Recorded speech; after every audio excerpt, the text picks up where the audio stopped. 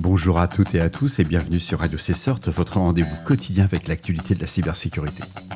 Je suis Marc-Frédéric Gomez, nous sommes le samedi 6 septembre 2025, épisode 411 en direct de Paris, Ville Lumière, sous un magnifique soleil. J'espère que vous allez bien et que vous aussi vous profitez de votre journée. Au sommaire, nous commençons par GitOps sur Linux avec une analyse des workflows Git First appliqués à l'infrastructure aux environnements Linux. Puis nous verrons les recommandations de durcissement pour Windows 11 et Windows 10 grâce à l'ASD. Nous reviendrons ensuite sur l'exploitation active des vulnérabilités critiques dans Microsoft SharePoint, un excellent article pour se faire une cure de rappel. Nous ferons également un point sur une vulnérabilité affectant Synology Radius Server, identifiée sous la référence CVE 2024-13987. Et enfin, nous terminons avec CastleRat, un malware diffusé par le groupe TAC 150, avec des variantes en C et en Python via la technique du social engineering ClickFix. Bien entendu, vous retrouverez l'ensemble des sources dans la description de l'épisode ainsi que sur le site de radiocessor.org.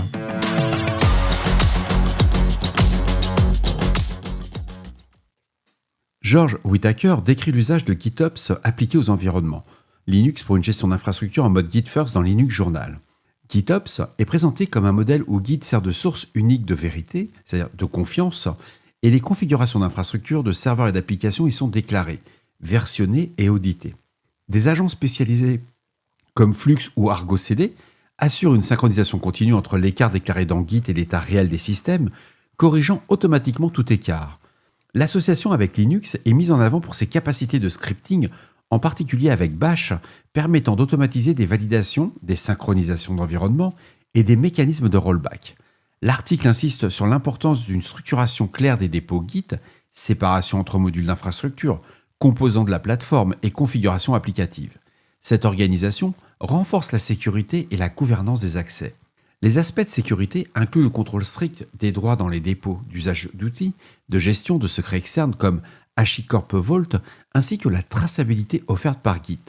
Le cycle GitOps comprend la proposition de changements, leur validation automatisée via des pipelines CI, l'application par les contrôleurs GitOps et la correction continue des divergences. Ces avantages identifiés portent sur la traçabilité complète, la collaboration renforcée, l'automatisation des corrections et la facilité des retours arrière. Et enfin, l'article évoque des défis. Complexité de la chaîne d'outils, sensibilité du suivi de la dérive, gestion sécurisée des secrets et adaptation culturelle des équipes. Des évolutions futures sont anticipées vers des déploiements multi-cloud, des flottes Linux on-premise, l'IoT ou l'Edge, avec l'intégration de frameworks comme OPA pour la conformité et des outils d'IA générant des changements d'infrastructure validés par GitOps. C'est à lire, c'est hyper instructif. En plus, l'avantage sur Linux Journal, c'est des articles qui font à peine 3 pages. C'est juste de l'or en barre.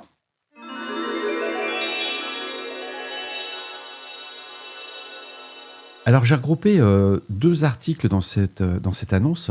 C'est l'ASD, donc c'est un organisme de cybersécurité australien. Ils ont fait une publication d'un bulletin de sécurité concernant le durcissement des postes Windows 11 version 24H2, édition Enterprise et éducation, et les recommandations s'appliquent également aux serveurs Windows Server hors contrôleur de domaine. Les priorités élevées incluent l'application de hardening alors l'hardening, c'est le durcissement de la machine, pour ceux qui ne le sauraient pas. Mais activation des fonctions de sécurité natives, patching applicatif selon criticité, application de contrôle avec rule set, deny by default.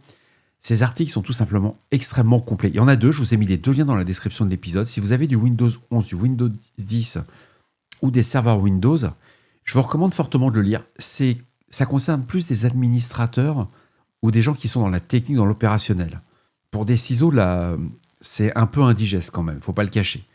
Parce qu'on va parler d'attaque surface réduction avec Microsoft Defender Antivirus. Vous allez activer 16 règles spécifiques, incluant la protection contre les pilotes signés vulnérables, les processus enfants dans Office, le LSAS et les scripts obscurcis.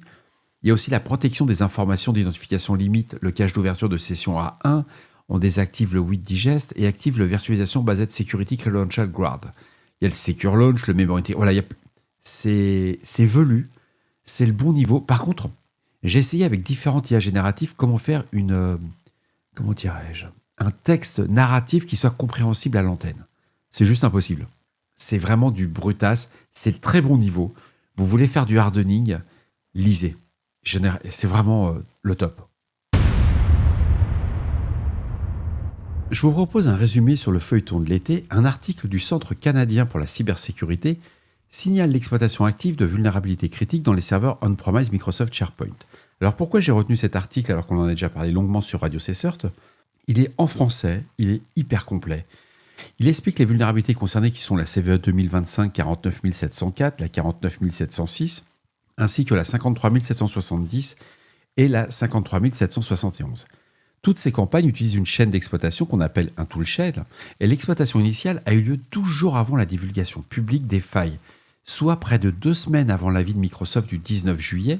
Donc vous voyez, quand on parle de l'attaque qui a eu lieu le 19, non, elle avait déjà commencé le 1er juillet. La CISA a ajouté la CVE 2025 53770 à son catalogue Kev le 20 juillet, on en avait parlé sur Radio CSERT, puis les CVE 2025 49704, 49706 le 22 juillet.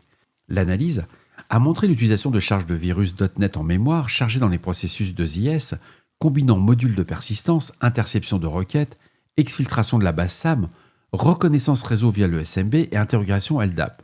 Plus de 50 charges distinctes ont été observées sur plusieurs semaines. Les tactiques identifiées incluent un accès initial par l'exploitation de la RCE de SharePoint, du classique, persistance via des web shells intégrés à 2IS, accès aux identifiants par vidage de la base SAM et récupération des fichiers de configuration, découverte de comptes locaux et des annuaires via le LDAP ou les Active Directory, collecte de données depuis le système local ou tentative d'accès au serveur de courriel interne, élévation de privilèges avec l'open source Print Notify Potato, mouvements latéraux via du SMB et tentatives en RDP, développement de ressources avec usage d'infrastructures réseau compromises, et l'exfiltration se faisait via TLS sur le port 443 avec un chiffrement symétrique et avec un encodage base 64. Toutes les charges de virus incluaient aussi un client SMB sur mesure, un robot d'indexation et des modules de chiffrement. L'attaque s'est étendue à un serveur 2IS distinct offrant un point d'accès persistant. Bref, c'est un très bel article en français, c'est documenté, il y a des schémas. Si vous avez besoin d'expliquer ce qui s'est passé cet été, à lire. En tout cas, bravo à nos cousins québécois.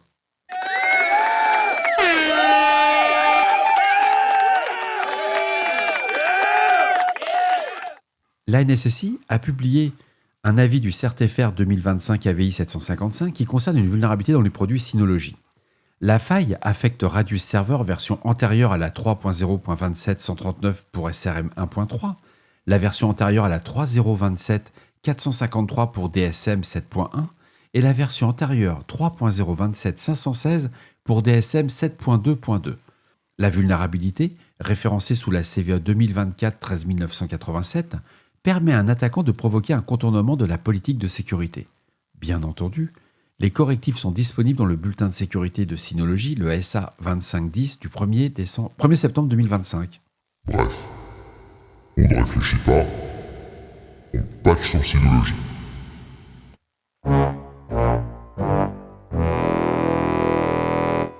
Selon The Register, un nouveau rapport de Recorded Future détaille les activités liées au malware CastleRat, récemment observé en 2 variantes, en C et en Python. Les 2 versions se propagent via une technique appelée ClickFix qui consiste à inciter les victimes à exécuter elles-mêmes des commandes malveillantes dans Windows PowerShell ou via la boîte de dialogue Run. Cette variante en C est la plus complète. Elle enregistre les frappes clavier, prend des captures écran et établit une persistance sur le système.